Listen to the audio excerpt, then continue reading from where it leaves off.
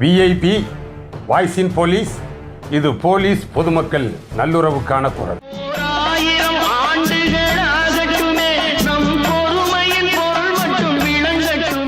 அனைவருக்கும் வாய்ஸ் இன் போலீஸ் உங்கள் விஐபியின் வணக்கங்கள். அப்புறம் சிறப்பு வணக்கமாக இந்த 18வது பாராளுமன்ற தேர்தலை மிக சிறப்பாக நடத்தி கொடுப்பதற்காக களத்தில் நிற்கக்கூடிய என் காவல்துறை சகோதர சகோதரிகளுக்கு என் நெஞ்சார்ந்த வணக்கங்களும் வாழ்த்துக்களும். உலகத்திலேயே மிகப்பெரிய ஜனநாயக நாடு இந்தியா. இப்போ 97 கோடி பேர், சரியாக சொல்லணும்னா 96 கோடியே 88 லட்சம் வாக்காளர்களை உள்ளடக்கிய நாடு. 543 பாராளுமன்ற உறுப்பினர்களை தேர்வு செய்யணும்.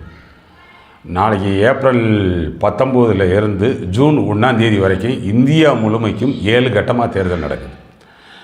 இப்போ நாளைக்கே கூட 21 மாநிலம் மற்றும் யூனியன் டெரிட்டரி உள்ளடக்கி 21 மாநிலங்களில் நாளைக்கு தேர்தல் நடக்குது. தமிழகத்தில் 39, பாண்டிச்சேரி 1, 39 + 40 ஒரு கட்ட தேர்தலாக ஒரே தடவை நாளைக்கு 19 மட்டுமே தேர்தல் நடக்குது. மற்ற இதில் நாளைக்கே அஸ்ஸாம் இருக்குது, மகாராஷ்டிரா இருக்குது, மேகாலயா இருக்குது, அந்த பக்கம் மணிப்பூர் இருக்குது, நிறைய யூனியன் டெரிட்டரி இருக்குது, அதுதான் ஸ்டேட்ஸ் இருக்குது, எல்லாத்துலேயும் இருக்குது. சும்மா ஒரு 4-5 ஒற்றை இலக்கங்களில் இருக்கக்கூடியது. தமிழ்நாடு முழுமைக்கும் நாளைக்கு தேர்தல். எப்படி தேர்தல் கமிஷன், இந்திய தேர்தல் கமிஷன் இப்படி முடிவு பண்ணுது? எப்படி முடிவு பண்ணுதுன்னா, தமிழ்நாடு இந்தியாவுக்கே ஒரு முன்னோடியாக இருக்கும், இந்தியாவுக்கே ஒரு வழிகாட்டியாக இருக்கும். அது சட்டம் ஒழுங்குலையும் சரி, எப்படி தேர்தல் நடத்துகிறது. தமிழ்நாட்டில் தேர்தல் நடத்தி முடித்தோடனே இந்திய தேர்தல் கமிஷனுக்கே ஒரு கான்ஃபிடென்ட்டும் ஒரு நம்பிக்கையும் கிடைக்கும். பீகாரில் வச்சு நடத்தி பாட்டுக்கு கேப்சர் பண்ணிட்டு ஓடுவாங்க இல்லையா, அந்த மாதிரி ஜார்க்கண்டில் நடத்தி அது பாட்டுக்கு வாக்குச்சாவடிக்கு தீ வைப்பாங்க இல்லையா, எதுவுமே எந்த அசம்பாவிதமும் இருக்காது. சும்மா இங்கே தேர்தல் திருவிழாவை மக்கள் கொண்டாடுவாங்க. பூரா சொந்தக்காரன் தான், ஒருத்தனுக்கு தெரிஞ்சால் தான் சொந்தக்காரன் தான், மாயம் வச்சுனுங்க. ஆனால் இந்த பக்கம் நிற்பாங்க, அந்த பக்கம் நிற்பாங்க. அதனால் நம்ம இந்த மொபைல் பார்ட்டி, நம்ம போலீஸ் பார்ட்டி. ஆனால் நாளைக்கு ஒரு 2 லட்சம் பேர் இருக்கீங்க நம்மளுடைய காவல்துறை சார்பாக பாதுகாப்பு பணியில். 3,20,000 பேர் தேர்தல் நடத்தும் அலுவலர்கள் சார்பாக, போலிங் ஆஃபீஸர் 1, 2, 3, ப்ரிசைடிங் ஆஃபீஸர்ஸு, அந்த இதில் ஒரு 3,20,000 பேர் அரசு ஊழியர்கள் மற்றும் ஆசிரியர்கள் அவங்க இருக்காங்க. மொத்தம் நம்ம வாக்காளர்கள் எடுத்துக்கிட்டோம்னு வைங்க, ஒரு 6,20,00,000 பேர் இருக்காங்க தமிழக வாக்காளர்கள். 6,20,00,000 பேருக்கு 68,321 வாக்குச்சாவடிகள் இருக்குது. இந்த 68,321 வாக்குச்சாவடிகளில் பதற்றமானது, மிகவும் பதற்றமானது அப்படின்னு சொல்லி சுமார் 44,200 வாக்குச்சாவடிகள் கண்டறியப்பட்டிருக்கு.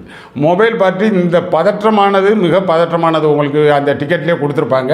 அதுகளில் கொஞ்சம் அதிகப்படியான கவனம் செலுத்திக்கிடணும். இப்போ இதில் ஏறத்தாழ கடந்த ஒரு 20 நாட்களாகவே தமிழகம் முழுவதும் இருக்கக்கூடிய அனைத்து மாவட்டங்கள்லேயும் ஃப்ளாக் அணிவகுப்பு, ஆனால் போலீஸாரனுடைய ஃப்ளாக் மார்ச் நடத்தியிருக்கோம். அது அந்த அந்த பொதுமக்களுக்கும் அரசியல் சார்ந்த கட்சிகளுக்கும் இருக்கக்கூடியவர்களுக்கு ஒரு நம்பிக்கையும் தைரியத்தையும் ஏற்படுத்தக்கூடியது. பொதுவாக ஒரு மிகப்பெரிய ஊர்வலம் நடத்துகிறதா இருந்தாலும் சரி, மிகப்பெரிய ஒரு மாநாடு, அது இது ஏதோ ஒரு பிரச்சனை வரும்ன்ற மாதிரி மக்கள் எதிர்பார்க்குறாங்கன்னு வச்சுக்கோங்க. அப்போ ஒரு ஃப்ளாக் மார்ச் நடத்துவோம்.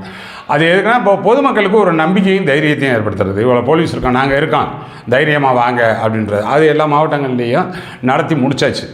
அதனால் அந்த வகையில் பொதுமக்கள் தயாராக இருப்பாங்க. இதில் இப்போ நீங்கள் இந்த வாக்குச்சாவடியில் இருக்கக்கூடிய அந்த போலீஸார் சந்திக்கக்கூடிய பிரச்சனைகள் என்ன வரும்னா, ஒரு சில நேரம் அந்த சேலஞ்ச் ஓட்டுன்னுவாங்க, டெண்டர் ஓட்டுன்னுவாங்க.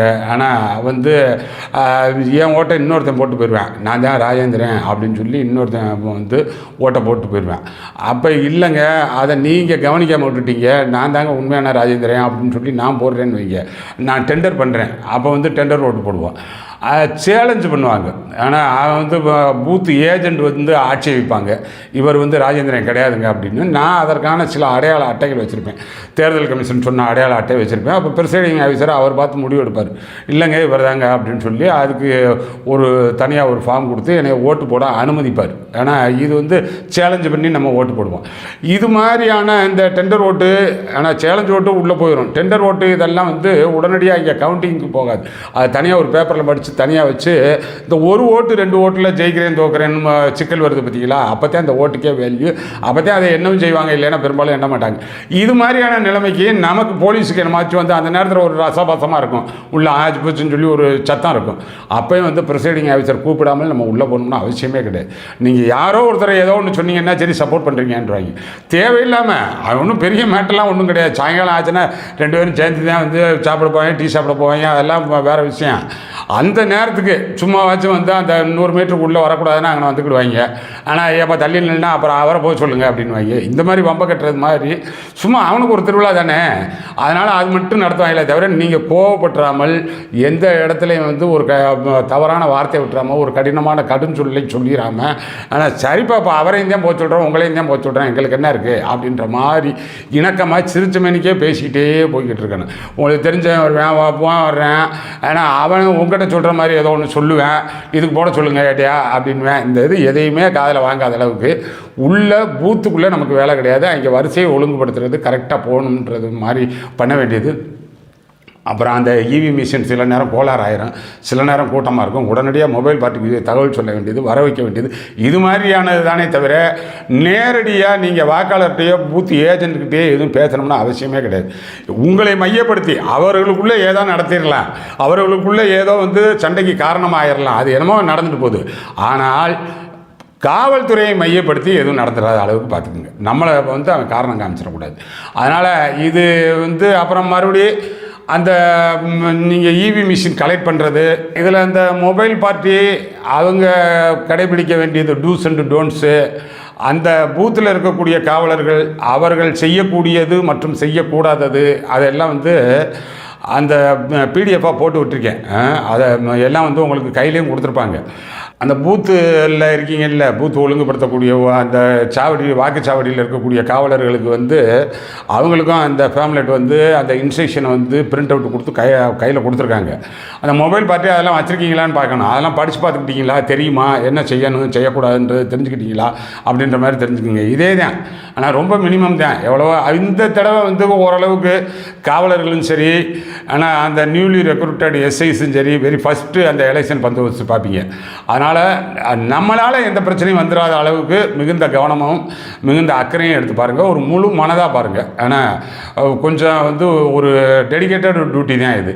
முன்னாடியெல்லாம் வந்து அந்த மொபைல் பார்ட்டி அது இதுன்றதெல்லாம் வந்து ரொம்ப நைட்டு ஃபுல்லாக ஆயிரும் டோட்டலாக கலெக்ட் பண்ணி.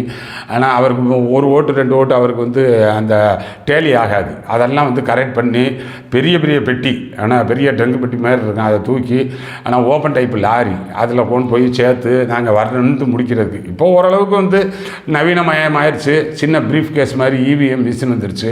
ஆனால் அதனால் அதெல்லாம் கொஞ்சம் ஈஸியாக தான் இருக்கும். ஆனால் அவங்களுக்கு ப்ரிசைடிங் ஆஃபீஸருக்குமே ஈஸியான அலுவலாக தான் இருக்கும். அதனால் பெருசாக ஒன்றும் ரிஸ்க் இருக்காது. நீங்கள் வந்து அந்த ஒருத்தருக்கு ஒருத்தர் வந்து தகராறு பண்ணாத அளவுக்கு, தேவையில்லாத கூட்டம் கூடாத அளவுக்கு, அதான் சொல்கிறேன்ல, அவன் ஒருத்தருக்கு ஒருத்தர் ரொம்ப தெரிஞ்சவன், க்ளோஸ் ரிலேட்டிவ், சொந்தக்காரன், ஃப்ரெண்ட்லியாக தான் இருப்பேன். மற்றபடி ஒன்றும் இல்லை. சும்மா நம்ம போனோம்னா சரி சார் அந்த அவரை போக சொல்லுங்கள் சார், இப்போ என்ன இன்னைக்கு நாளைக்கு ஓட்டு போடுற அன்னைக்கு மட்டும் அவர் 100 மீட்டர் தாண்டி உள்ளே வந்துட்டு வந்து 2 வார்த்தையை கேட்டார்னா ஓட்டு கூட வந்துடுமா?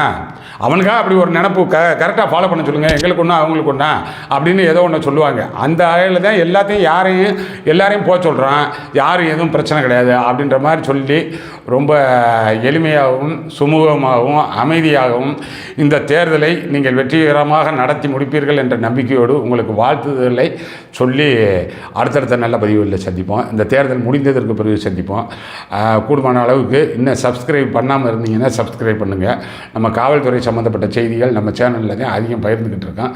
இன்னும் எனக்கு சொல்ல வேண்டிய தகவல் இருந்தாலும் சொல்லுங்கள். என்னுடைய நம்பர் ஆல்மோஸ்ட் எல்லோரும் வச்சுருக்கீங்க. ஆனால் அதனால் நேரடியாக என்னுடைய வாட்ஸ்அப் நம்பருக்கே பதிவு பண்ணுங்கள். உங்களது தகவல் மிகுந்த ரகசியமாக பாதுகாக்கப்படும். எனக்கு தகவல் தான் முக்கியம், அந்த தகவலினுடைய உண்மைத்தன்மை தான் முக்கியம். அடுத்தடுத்த நல்ல பதிவுகளில் சந்திப்போம். வணக்கம்.